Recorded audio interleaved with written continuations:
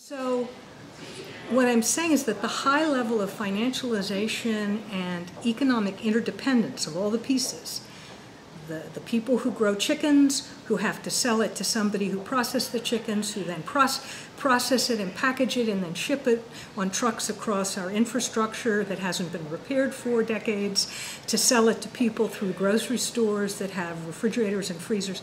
All of that interdependence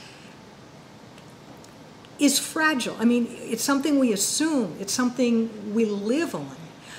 But if there are enough blows to the economic structure, to the stock values, to the corporate abilities to function, one can go bad and then others see it and they go bad, and so the whole thing can sort of start falling apart. So it's the level of complexity that everything is interdependent, and climate change is such a challenge at so many different levels. Sea level rise affecting cities and areas, drought affecting, agriculture, storms that cause disasters and destruction of assets, houses, buildings, factories, and with more and more of those attacks, so to speak, on the things that make our political economy go, there's going to be a moment at which we can't afford to keep running in behind and take care of it. I see, the kids going to school, and I look at these children who are growing up assuming the world that they live in today and assuming this is the world they'll have ahead of them. And it means so much to me, and it means so much to me at a personal level, that I want to protect them and make sure that they live healthy, vibrant, fulfilling lives.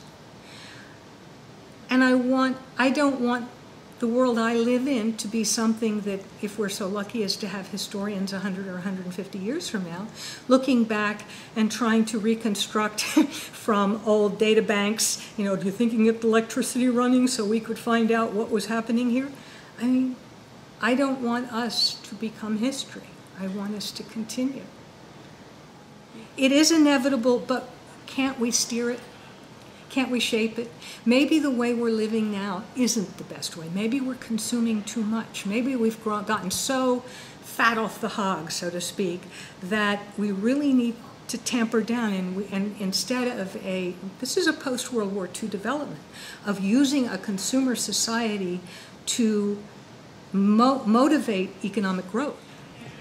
Well, taking the long view is critical, and being able to be conscious and see yourself in a place and time, and a time before you came and how it led to you, and then imagining a future and what the trajectory we're on now could lead to, and what alternate trajectories. I think what we are and what we do today can have an impact on that future. And the choices we make now, with the experience, with the vision we have, with being able to look back and look forward, imagine the future, we can use that. And most of us are in a position today where it's just our moral view. It's